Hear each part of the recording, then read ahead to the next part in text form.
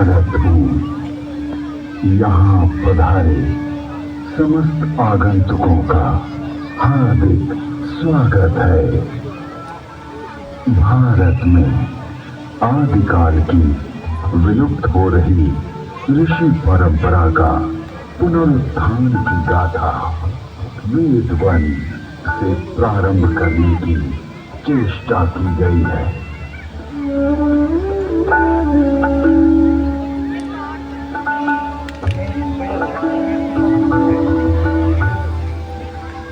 वेद परमपिता परमात्मा की पवित्र वाणी है, जो सृष्टि के प्रारंभ में मानव मात्र के कल्याण के लिए अग्नि, वायु, आदित्य, अंगिरा इन 4 ऋषियों के पवित्र अंतःकरण में उद्भूत हुई। तत्व ज्ञान की दृष्टि से वेद एक है, किंतु विषय विभाग की दृष्टि से इसे 4 भागों में बांटा गया है। ऋग्वेद, यजुर्वेद, सामवेद और अथर्ववेद। ऋग्वेद में ज्ञान का विषय, यजुर्वेद में कर्म का विषय, सामवेद में उपासना का विषय और अथर्ववेद में विज्ञान का विषय है। विश्व साहित्य का प्राचीनतम ग्रंथ वेद है। मानव जाति के प्राचीनतम ग्रंथ होने के कारण उस समय की सभ्यता, संस्कृति, आचार विचार और कर्तव्य आदि को जानने का स्रोत वेद है। भारतीय दर्शन, साहित्य, ललित कला, संगीत, ज्योतिष, ज्ञान विज्ञान वेदों में है। वस्तुतः वेद संसार के समस्त पदार्थों का बोध कराते हैं। वेद के भाष्यकार आचार्य सायर कहते हैं, इष्ट की प्राप्ति एवं अनिष्ट के परिहार के अलौकिक उपाय को बतलाने वाले ग्रंथ वेद हैं। सबके द्वारा पूजनीय और यजनीय परमात्मा से ऋग्वेद, यजुर्वेद, सामवेद और अथर्ववेद प्रकट हुए। ऋग्वेद के मंत्र दृष्टा ऋषि कहते हैं, तस्माद् विज्ञातस्य वरुता ऋचा सामानि जग्गिरे छंदांसि जग्गिरे तस्माद् यजुस्त तस्माद् जायत। ऋग्वेद जिसके द्वारा विभिन्न देवताओं की स्तुति की जाती उसे ऋग कहते हैं। ऋच्यते स्तूयते अन्या इति ऋग। इस प्रकार की ऋचाओं के संग्रह का नाम ऋग्वेद है। ऋग्वेद विश्व साहित्य का प्राचीनतम ग्रंथ है। ऋग्वेद में 10 मंडलों में 1028 सूक्त में 10,600 मंत्र हैं। यजुर्वेद, यजुर्वेद में कर्मकांड का प्राधान्य है, जिसकी समाप्ति अनियत अक्षरों वाली है अथवा जो गद्यमय है उसे यजुष कहते हैं। अनियताक्षरावसानो यजु। यजुर्वेद के 2 भाग हैं, शुक्ल यजुर्वेद एवं कृष्ण यजुर्वेद। शुक्ल यजुर्वेद में 40 अध्यायों में 1975 मंत्र हैं। कृष्ण यजुर्वेद गद्यात्मक है। सामवेद गीति साम है, गीतेषु समाख्या। संगीत का मूल उद्गम सामवेद है। सामवेद के दो भाग हैं, पूर्वार्जित एवं उत्तरार्जित। सामवेद में 1875 मंत्र हैं। अथर्ववेद, अभिचार मंत्रों का ज्ञान अथर्ववेद में है। इसमें आयुर्वेद का विस्तृत विवेचन हुआ है। इसकी शौनक शाखा में 20 कांडों में 730 सूक्तों में 6000 मंत्र हैं।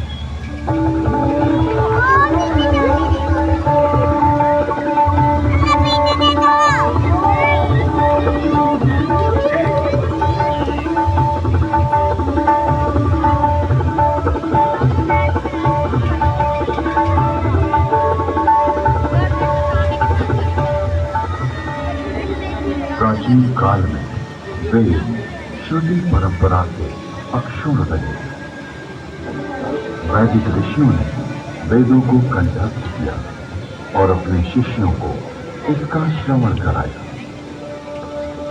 शिष्यों ने सुनकर वेदों को कंठस्थ किया और उन्होंने अपने शिष्यों को सुनाकर कंठस्थ कराया।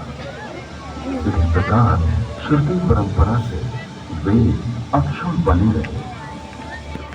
वेदों में किसी भी प्रकार की मिलावट न हो सके, इसके लिए वैदिक ऋषियों ने विकृति पाठों का निर्माण किया। वेदों में मंत्र दृष्टा ऋषियों का उल्लेख है, जिन्होंने मंत्रों का साक्षात्कार किया। इस परंपरा में सप्त ऋषियों का विशेष महत्व बतलाया गया है। सप्त ऋषियों का वैशिष्ट्य उपनिषद एवं पुराणों में मिलता है। ये 7 ऋषि हैं: वशिष्ठ, विश्वामित्र, जमदग्नि, भारद्वाज, अत्रि, गौतम, अगस्त्य। वेदों में अनेक ऋषिकाओं का भी उल्लेख है। इन ऋषियों की परंपरा का अनुपालन करने वाले ऋषियों ने भी इन्हीं नामों को धारण किया।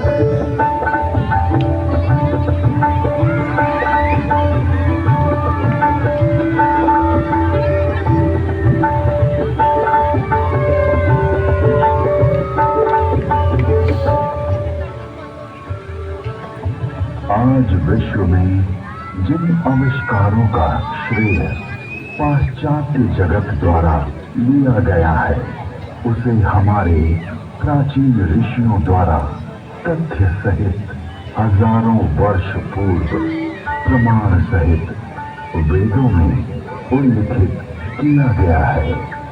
जैसे अगस्त्य संहिता में विद्युत उत्पादन के सूत्र मिलते हैं।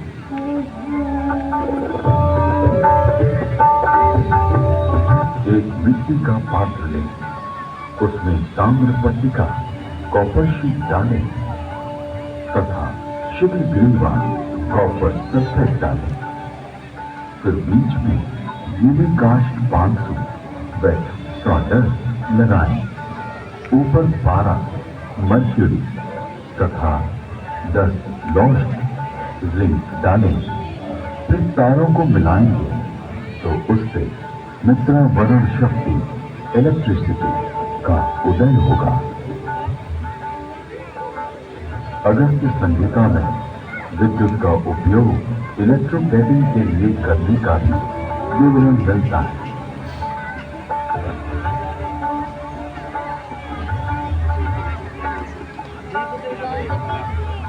अतः अगस्त्य को कुंभोधव बैटरी बोन भी कहते हैं।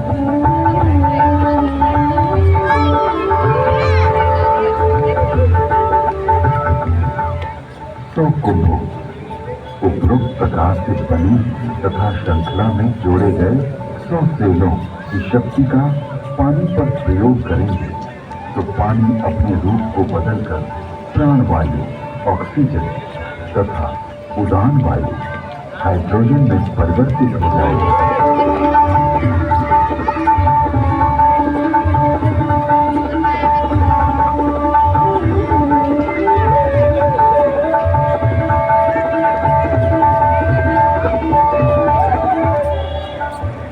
कृत्रिम स्वर्ण अथवा रजत के वेग को संकृति कहा जाता है।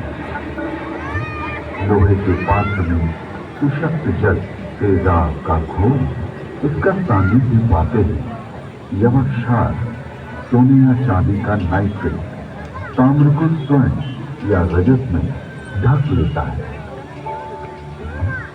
स्वर्ण से लिप्त उस ताम्र को शातकुंभ अथवा स्वर्ण कहा जाता है।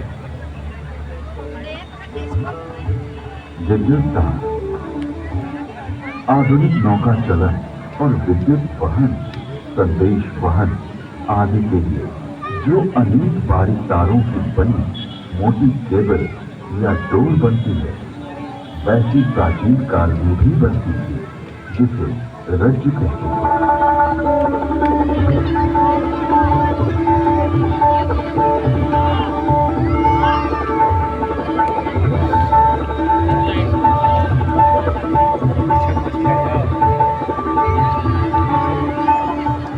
नौ तारों का सूत्र बनता है। 9 सूत्रों का एक गुण, 9 गुणों का एक पाश, 9 पाशों से एक रश्मि और 9, 8, 7 या 6 रज्जु रश्मि मिलाकर एक रज्जु बनती है। आकाश में उड़ने वाले गर्म गुब्बारे। इसके अलावा अगस्त्य मुनि ने गुब्बारों को आकाश में उड़ाने और विमान को संचालित करने की तकनीक का भी उल्लेख किया है।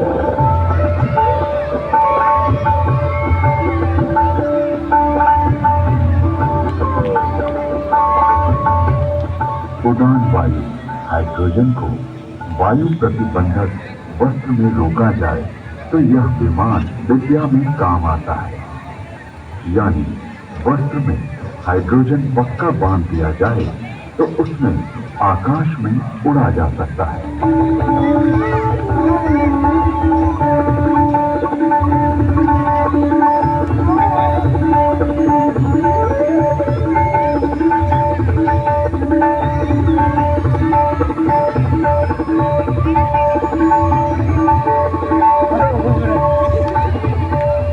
विमान वायु पर उसी तरह चलता है जैसे जल में नाव चलती है। तत्पश्चात उन काव्य पंक्तियों में गुब्बारों और आकाश छत्र के रेशमी वस्त्र सुयोगी कहा गया है, क्योंकि वह बड़ा लचीला होता है। वायु पूर्ण वस्त्र प्राचीन काल में ऐसा वस्त्र बनता था जिसमें वायु भरी जा सकती थी।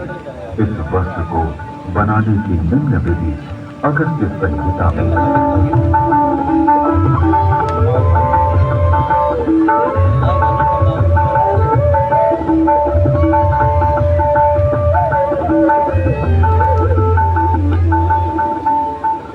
पृथ्वी का सूर्य की परिक्रमा करने का वर्णन ऋग्वेद, यजुर्वेद और अथर्ववेद के मंत्रों में मिलता है।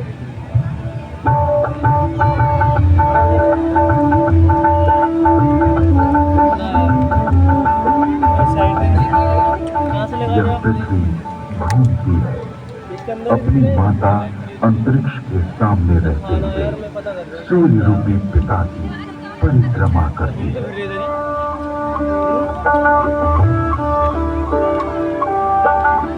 पृथ्वी शक, सूर्य, कृष्ण की प्रदक्षिणा करती है। ऋग्वेद में जल की उत्पत्ति यानी H2O का उल्लेख है।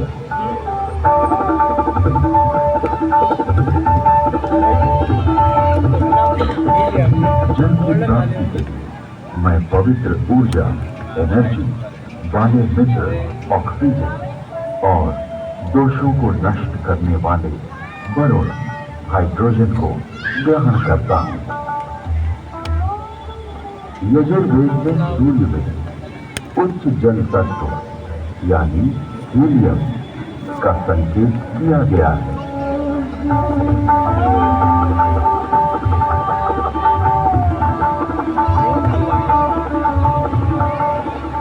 उच्च शक्ति से युक्त हाइड्रोजन जो कि हीलियम के रूप में है, सूर्य में है। सूर्य के चारों ओर गैसों के समूह का उल्लेख ऋग्वेद में है।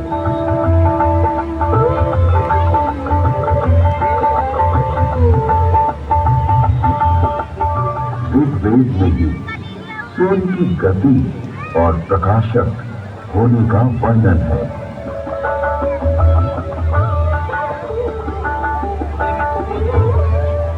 हे सूर्य, तो ऐसे वेद थे जो कि मनुष्य के ज्ञान से बाहर है, सबको दिखाई देता हुआ सदा चलता रहता है।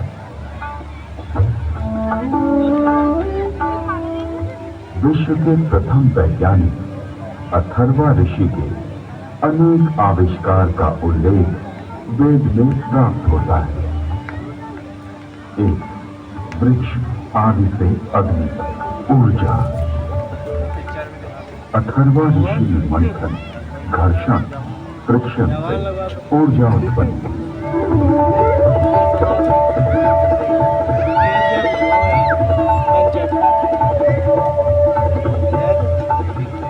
अरण्य नामक वृक्ष की लकड़ी में अग्नि है।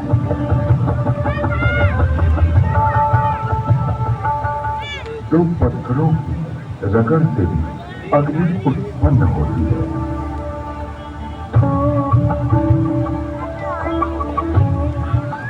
दूसरा, जल मंथन से अग्नि, हाइड्रो इलेक्ट्रिक हाइडल। अथर्वा ऋषि ने तालाब के जल से मंथन, फ्रिक्शन के द्वारा जलीय विद्युत हाइडल का आविष्कार किया।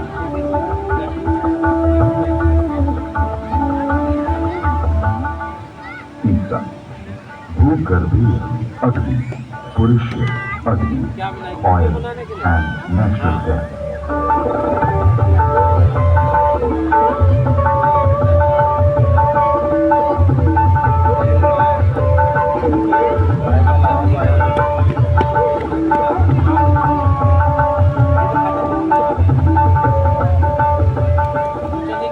अथर्ववेद में सूर्य से पदार्थों के प्रकाशित होने अर्थात वर्ण, कलर प्राप्त होने का वर्णन है।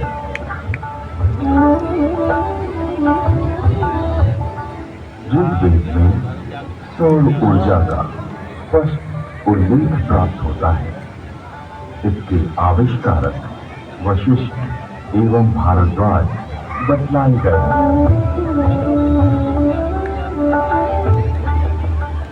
ऋग्वेद में सूर्य की घातक किरणें अल्ट्रावायलेट रेज का वर्णन है।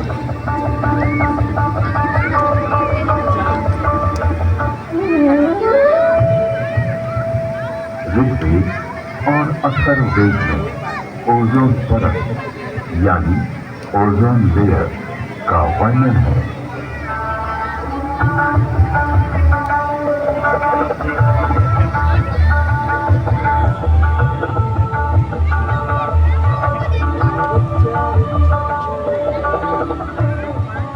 जिस प्रकार गर्भस्थ शिशु की रक्षा के लिए उल्व, जार, झिल्ली परत में ब्रेन होती है, उसी प्रकार पृथ्वी रूपी शिशु की रक्षा के लिए परमात्मा ने इस महद उल्व ओजोन परत की रचना की है। ये स्थविर स्थूल रूप वाला है। इसका स्वरूप स्वर्ण के समान दिव्य आभामय है।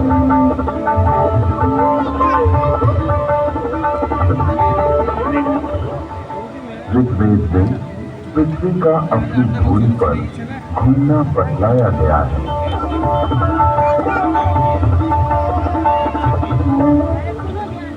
पृथ्वी की 7 परतों यानी स्ट्रेटा का उल्लेख ऋग्वेद में है।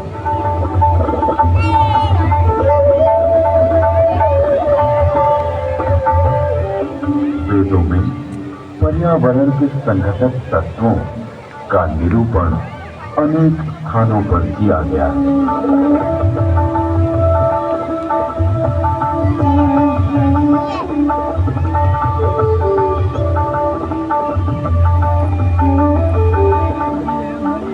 जल, वायु और औषधियां, वनस्पति, ये तीनों भूमि को घेरे हुए हैं और मानव मात्र को प्रसन्नता देते हैं। अतः इन्हें छंद कहा गया है। इनके नाम और रूप अनेक हैं, अतः इन्हें पूर्व रूपम कहा गया। लोक को ये तत्व जीवन रक्षा के लिए दिए गए।